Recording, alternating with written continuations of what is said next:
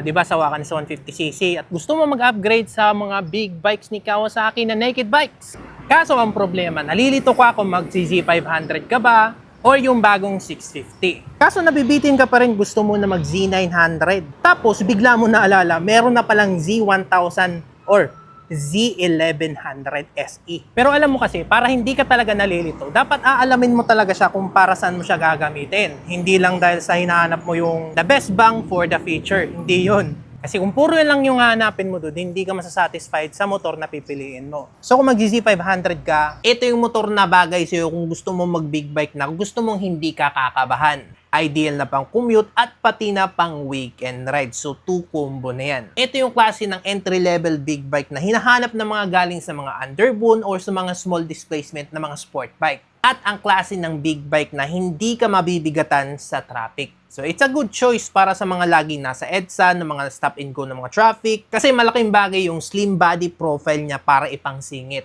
Relaxed body position na hindi ka mapapagod kahit buong araw ka nasa seated driving. At yun nga, hindi siya intimidating ni pansingit unlike ng mga sa mga Z900.